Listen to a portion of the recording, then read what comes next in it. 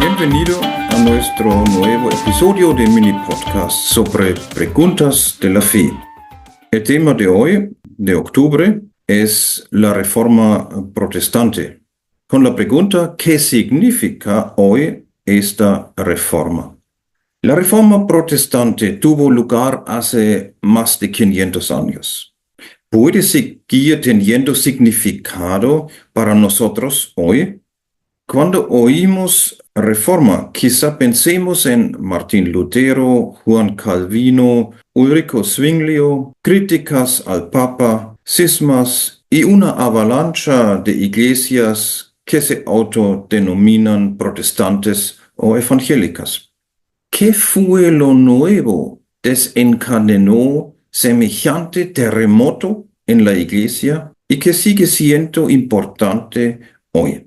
Se podrían enumerar muchas cosas. La nueva imagen de Dios, la nueva comprensión de la Iglesia, la traducción de la Biblia y los efectos sociales y políticos. Pero hoy quiero concentrarme en 3 puntos centrales de la Reforma Protestante. Puntos de los cuales pienso que son importantes para nuestra vida y la situación actual. Los 3 puntos son los descubrimientos de Lutero sobre la libertad, la justicia y la igualdad. Primero, hablemos sobre la libertad de conciencia. Martín Lutero, el primer reformador, era originalmente un monje que intentó muy severamente cumplir con los mandamientos, reglas y normas de su orden y de la Iglesia Católica para ganar la certidumbre sobre su salvación eterna. Cerca del año 1500 se produjo una inflación de las peregrinaciones, las presentaciones de colecciones de reliquias y el sistema de indulgencias. Indulgencias eran cartas del Papa para comprar. Prometían la remisión de toda pena merecida por los pecados en el purgatorio. En otras palabras, la gente debía pagar por la gracia de Dios y la iglesia era la vendedora. Lutero sintió que estaba fracasando en todos sus propios esfuerzos de conseguir certeza de su salvación mediante sus prácticas piadosas y buenas obras. Siempre le quedó un resto de incertidumbre si merecía esa salvación. Eso le llevó a frustraciones y depresión. Y entonces descubrió en su estudio de la carta del apóstol Pablo a los romanos el versículo de toda su teología. El justo vivirá por la fe. Eso fue para él la liberación de su vida. Todas las prácticas de la iglesia de controlar y vender la salvación eran destruidas en un momento. En el fondo de este descubrimiento, Lutero rechazó enérgicamente la teoría y la práctica de las indulgencias. Las atacó fuertemente en su escrito público Las 95 Tesis. Inmediatamente el Papa le acusó por herejía y le amenazó con la muerte. Pero Lutero se mantuvo firme. Se basó exclusivamente en la Biblia y en la razón. Eso es el primer gran impacto de la Reforma para nosotros hoy en día. El descubrimiento de la libertad de la fe y la libertad de conciencia.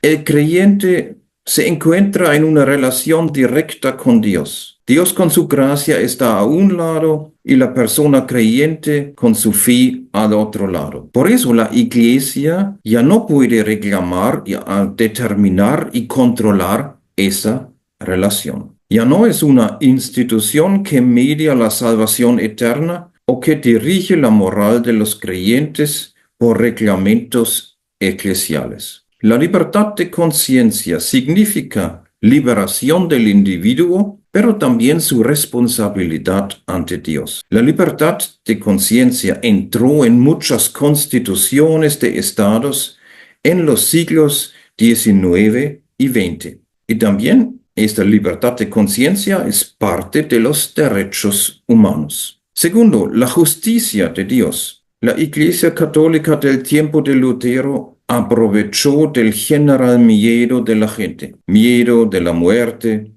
del peste, de hambrunas. Las doctrinas y prácticas de la Iglesia hasta lo fortalecieron. La Iglesia enseñó imágenes de Dios como juez riguroso, el juicio final y el infierno eterno. Los pintores de la época usaron colores estridentes tanto para representar la crueldad del infierno como la beatitud del cielo. Las ofertas de salvación de la Iglesia retomaron este sentimiento de miedo y la búsqueda de una salvación segura en el más allá. Eso conducía, por ejemplo, a las prácticas de las indulgencias. Pero Lutero ganó un nuevo entendimiento de justicia cuando descubrió el sentido verdadero de la justicia de Dios, porque ella es una justicia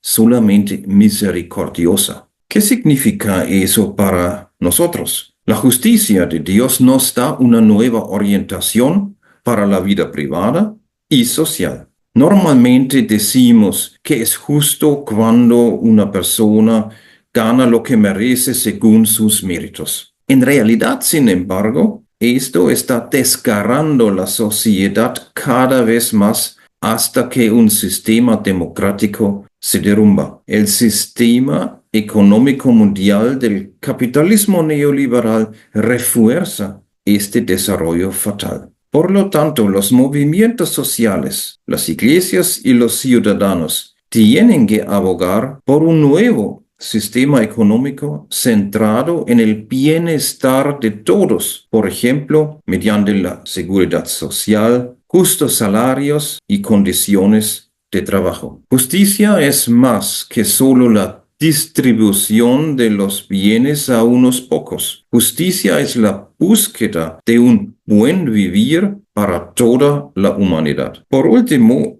el tercer descubrimiento de la Reforma. Eso fue la igualdad de todas las personas creyentes. Se basa en el bautismo, ya que en el bautismo no hay diferencias entre poderosos y débiles, ricos y pobres, gobernadores y el pueblo. Eso hace una gran diferencia en cuanto a la estructura de la Iglesia. Las iglesias protestantes siguen el principio de sacerdocio universal de todos los creyentes. Esa teoría se deriva directamente del bautismo y la justificación de cada creyente mediante la fe. Es un acto de gracia de Dios para todos, sin diferencia entre ellos. Por eso no existen diferentes grados de la espiritualidad o de la consagración en la Iglesia. Lutero dijo, cualquiera que se haya arrastrado fuera del bautismo ya ha sido ordenado sacerdote,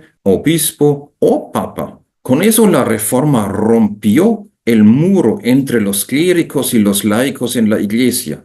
Todo creyente es un Cristo para su prójimo, capaz de hablar de Dios, rezar por los demás y transmitir amor. En esa base, la Reforma ha fundado su nuevo modelo de la Iglesia como pueblo de Dios. Este entendimiento de la Iglesia tuvo dos consecuencias en la historia. Una es el desarrollo de la igualdad de los géneros en la Iglesia. Casi todas las iglesias protestantes han instalado la ordenación de las mujeres en el transcurso de la historia. Eso es la expresión adecuada de la misma vocación por Dios. La otra consecuencia es la formación de la Iglesia como asamblea de las comunidades. En vez de una jerarquía de sacerdotes, es central el derecho de autodeterminación. También hay una asamblea general de la Iglesia que es parecida a un parlamento. La gran mayoría de la asamblea son laicos y pueden decidir sobre las leyes de la Iglesia, las finanzas y el personal mediante votaciones. En palabras seculares, la reforma impactó una democratización de la Iglesia. Por supuesto, hay mucho más que decir, pero en este formato quiero limitarme a estos 3 puntos centrales: la libertad de la conciencia, una nueva noción de justicia y la igualdad como principio estructural de la Iglesia. Muchas gracias por su interés y hasta la próxima vez en noviembre. Un buen día. Hasta luego.